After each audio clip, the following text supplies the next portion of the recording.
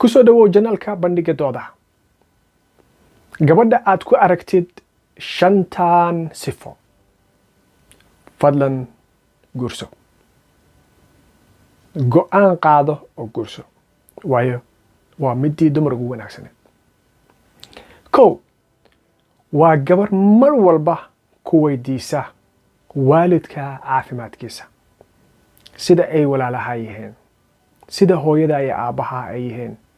haddii ay jiran yihiin mar walba ku tiraahda waan tukaday waan u soo duceeyay. haddii gabadhu mar waalidka ka wareysato ama ay jeceshahay xitaa inay barato, waa qof mustaqbal iyo nolol waarta doonaysa ay guurso. laba, haddii gabadhu ay kala hadasho dhinaca dhaqaalaha, ayna ku weydiiso in aad yeelatid kayd ama saving, ee mar walba kugu dhiirigeliso inaad ganacsi samaysatid, inaad horumartid, gabadhaasi waa gabadh maalinka aad guursatid waxaad u dhiibatid kuu dhaqaaleyn doontee, yaana lagaaga hormarin ee ayadana guurso.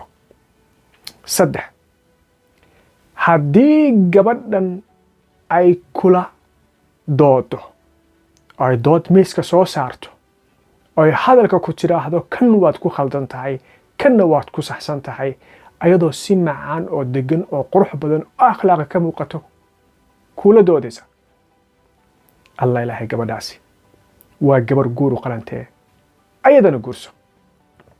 afar, haddii ragga marmar cusbada ku kacdee waa iska dabac badan yihiin, ay xilliga cusbada ay kugu kacdo, waynu isfahmaynaa rago, ay ku dejiso, ay ku tiraahdo shaydaanka iska naar, isdeji, xalaal baad ku heli doontaa eebba idinkiis, aysan kaa xumaanin, 2 ragcadood oo sunna soo tuka ay ku tiraahdo, wallahi waa gabar asturan aad iyo aadna u dhowrsan.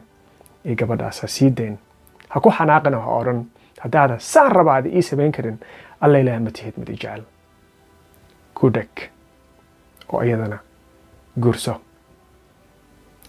sifada shanaad oo ah midda ugu dambeysa, hadal badani haal ma buuxshe, waa idiisoo yaro koo koobayaaye.